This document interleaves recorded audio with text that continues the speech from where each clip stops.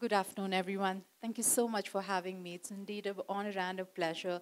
And on such an auspicious day that Shoolini's a great milestone. So I think it's very, very lucky that I'm here today. And it's all a blessing, isn't it? Um, I'm a psychiatrist. And for today, I wanted to talk about topics that I feel very, very passionately about. So my topic for today is decoding happiness for the Gen Z woman. Um, because we're talking about mental health and because I'll be sharing some of my personal experiences, at any given time, if any of y'all identify with it or it resonates with you or it triggers you in a way, please feel free to take a moment, step outside, take care of yourself, give yourself space, and also reach out to any of us, even me, after the event, and we can help you debrief. It's the reason that I said that I feel so passionately about this is because I always tell people that I'm a doctor by default and a psychiatrist by choice. I became a doctor because by ninth grade, I realized, okay, oh my God, there's so much to study, and I'm really not one of those academic people. But then I realized I just couldn't think of anything else to do. So I thought, oh, while I'm figuring out what I'm going to do with my life, let me just finish this. But by the middle of my MBBS, I realized that I really, really did want to do psychiatry. And trust me, at that time, that wasn't something that was a very popular choice. That wasn't something that anyone, even in my family, could understand. Famously, my elder sister had said, "वैसे ही आधी पागल है, पूरी पागल हो जाएगी." So unfortunately, that kind of stigma and that kind of attitude about mental health, though it is much less today, thankfully, but 2 decades ago, it was definitely at a high level. The reason I say that this was a different choice, but it didn't feel different for me. For the reason that is because when I was a young child, I was very shy. I didn't know that this was not just because I was shy as a person, but that was also because, of underlying biological things that are going on in my brain. We had very, very little, minimal, in fact, understanding of the brain or the psyche or the personality and various childhood disorders. Only when I kind of, became a psychiatrist myself and I was studying into it and reading into it, I figured out a lot of things about myself and I was like, now it all makes sense. So navigating adolescence while having anxiety because of the underlying attention deficit was something that wasn't very easy because it was always something that I didn't know what was going on. I didn't even know it was anxiety. I didn't know this was happening because of attention span. I just knew I just zone out and I dream and I have these things going on in my head and I seem to lose thread of the conversation. So I always felt as if I'm a little lost. To date, if I'm stressed, my nightmares are I've gone to school or college and I don't know what exam it is because I've always felt a little lost because I've missed the thread. But that did kind of like make me feel very, very different, very, very not one of them, isn't it? Also, it didn't help that I'm rather tall for an Indian girl, isn't it? So a lot of issues that come up with that. So that wasn't easy. But what happened was one fine day, it was almost as if a switch went off. I was 14, 15, and I woke up and I was like, you know what? I'm fed up of crying. And I know I'm crying because I'm lonely. And I know I'm lonely because I don't have any friends. And I know I don't have any friends is because I'm shy and I don't go up to talk to people. And my resting face is rather intimidating. So I said, okay, let me do this. Let me try and get out of my comfort zone. And trust me, there were a lot of cringeworthy moments, but I did learn that skill. It took me years and years, but I did learn that skill. And now, I'm blessed with so many great relationships and friendships everywhere that I go. It's amazing. It's enriched my life so much. And, you know, also, public speaking for me even then wasn't that big a deal. But one-on-one conversation, and definitely in social settings, was something that was very, very difficult. So when I say cringeworthy moments, oh my God, you don't know the half of it. But what I always did want, I always knew that, I wanted to be like everyone else, But I also knew that I wasn't. I was a little different, wanted to fit in, but I also thought, you know what, I can't stop being different, so I'm going to let myself be who I am and not consider that I don't fit in. I'm different, but I'm still the same. So that really helped me. And because of that, that gave me a lot of empathy and understanding. And that's what fascinated me about teenagers and adolescents and young adults.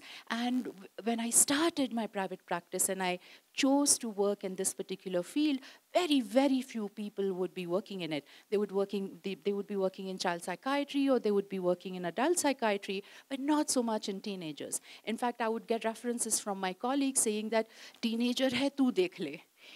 And I found, that very fascinating. And that's why, again, Gen Z is so important right now, because we know that we have a significant amount of population, especially in India, who are Gen Z, right from the age of, maybe 12 years onwards to early 20s. And that's another something that we really want to kind of focus on these people, because the brain, the neurodevelopment that's happening, the neuroendocrinal development that's happening is fascinating. And the skills that we learn today, that's going to last us a lifetime. And that's why, again, like I said, it's very important for me that I'm speaking on this topic today. And women's mental health is something I've always been working in as well. So combining the two topics seemed like an absolutely the obvious choice for me.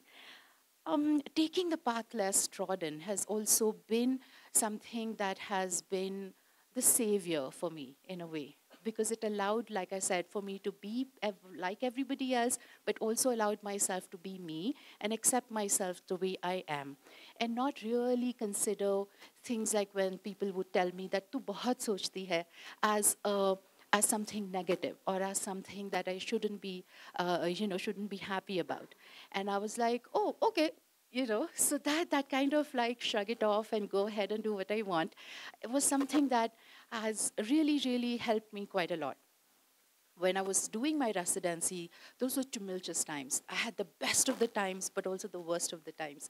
Personally, went through a lot of issues, and again, took certain decisions that were absolutely unheard of in our family or my near social groups, and was rather difficult. But again, that really taught me so much, that gave me so much of empathy and insight into the people that I was working with and working for, that I think that, again, shaped me and made me the person who I am today. And I'm very happy being me. And that's, I think, one of my biggest achievements in life. So now that we were talking about Gen X, let's go on to Gen Z. Who are there? Who is a Gen Z woman? Gen Zs are the truly native digital generation, isn't it? I mean, I'm sure before the Gen Z was even born, they had an electronic footprint, because parents would have put up a sonography photograph somewhere on their social media. So they've always been digital even before they were born. But they're also unique in a way that, they've inherited a lot of the old problems, and they still need to find solutions in a new way that fits for them. A Gen Z woman is far more informed, aware, active, holding ideas of authenticity, holding ideas of ethics and equality, and very close to their personalities. And they really have very progressive views of gender roles. That's why I was saying that, old problems, but we need new solutions, because the old problems of gender roles and stereotypes still exist, and that's a really big issue and a barrier for all women, and particularly to the Gen Z woman. The Gen Z women value safety, health, and well-being, and that's really what sets them apart as well. When we're looking at the mental health spectrum, we know that it goes from wellness to illness. And we know that gender inequalities and injustices, while being more recognized today than ever before, but the change is slow to happen. The change is slow. And they are still, like I said, a huge barrier for all the women to achieve their social and health goals. And that's why, again, it's something that unique to the Gen Z woman, that they're going to have to navigate this particular barrier in a way that really works for them, while bridging those gaps and figuring out things for themselves. And the recent pandemic and the turbulent times and the insecurities, the social insecurities, financial insecurities, educational insecurities, and career insecurities hasn't really helped. We know that there is an increased number of women, young girls, with anxiety symptoms and depressive symptoms. We know self-harm has increased. We know suicide has increased. And unlike the rest of the world, unfortunately in India, we have a lot of women dying of suicide as well, and ordinarily there are more men dying of suicide. So this is something, again, we are really, really serious about, and we want to see that change, bring in the mental health spectrum.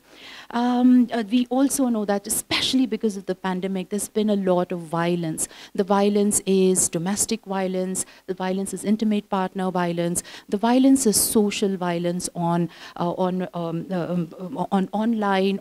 harassment, because everybody was digital, everybody was online, we were studying online, we were working online, and we've definitely seen an uptick in the last couple of years. We also know that because of all of this, what happens with women is that they are more prone to having metabolic and reproductive age disorders like PCOD, infertility, and other issues. And all of this kind of chronic stress really puts them at higher risk of having more chronic illnesses at an earlier level and an earlier age. So we really do want to invest in this particular age group, and we definitely want the Gen Z woman herself to become more aware. We know that, again, we want to really focus on these women because they are going to head towards a perinatal phase of their life where, before pregnancy, during pregnancy, and after pregnancy, and mental health at that time is very, very important. And I always like to say that there's no health without a woman's mental health, because that's the one that's also going to, look after the future generation, and the genetics that's going to get passed on. We also know that women, in spite of being, in this particular century, they're the primary caregivers, and that hasn't really changed for the Gen Z woman, and that does make a lot of difference, because there's a lot of unrecognized, let alone unpaid for, emotional and physical labor that doesn't even seem to be getting counted even now. Even though that there are a lot of glass ceilings that have been shattered and glass hills that have been conquered, there are still these anchors weighing women down. We also know that young people, especially young girls, don't have access to mental health care. That's because of, yes, availability. There's no uniformity of availability. An urban woman in a metro city versus a girl in second tier, third tier cities or small towns, there's no comparison. Apart from the availability of affordable mental health, there's also about the affordability of it, even if it is affordable, because they're so dependent on parents or other people and other sources of income that but taking these kind of independent decisions for their mental health is still a bit of a challenge. Women nowadays, especially the Gen Z, they are looking for bonding with more people, finding their own community, finding their people, even if that people is one person or a group. And they are looking for online help. And we are seeing that more than millennials, the Gen Z are, especially women, are not really seeking professional help as much as there is an uptick in the requirement of that said professional help. We definitely want to increase mental health literacy in women, because when there is increased mental health literacy, we understand what mental health is, how to identify what good mental health practices are, how to identify if there is a problem, if there is a disorder, what are the resources available and what can be done. So increasing mental health literacy, again, is not going to be just for the Gen Z woman, because women are unique creatures. When they learn something beneficial, they not only put it for good use for themselves, but they also see to it that they disseminate that information in their groups, in communities, and also, future offsprings. We do want to become mental health allies. of us need to be mental health allies. We need to look for more mental health allies. We need to definitely speak to our parents and our families, because role of families can be very, very important in improving their mental health and quality of life, and of course then more success. At institutional levels, at college and schools, definitely ask your management and your teachers and your staff, what are they doing to help your mental health? When there are placement interviews, ask the HR what kind of attitude does the mental health, regarding mental health that the company holds, what are the services that are available for mental health, what is the attitude about taking a mental health day off. You also want to definitely ask about paternity leave and not just maternity leave, because that will also tell you the attitude the company has. Building resilience, building bonds, building these skills that you need are definitely something that is very worthwhile investing in. We know that, when 2021, the World Happiness Report draws attention to the role of trust in fostering confidence and well-being. Trust in individuals, trust in each other, trust in our systems. And that's something that the Gen Z woman is also struggling with, because we still know that there's a gender gap and there's so many inequalities. So that's something we definitely, all of us need to work towards, not just the Gen Z woman. And we have to describe and figure out and identify what is happiness? What is happiness for you? What does that mean? It's a very individualistic approach.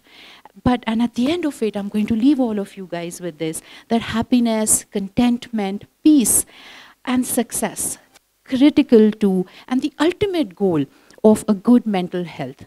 So look after yourself, learn self-care. Your self-care could be unique. Your self-care is something that you definitely want to invest in. So be happy, be safe, and I wish everyone here a good mental health. Thank you very much.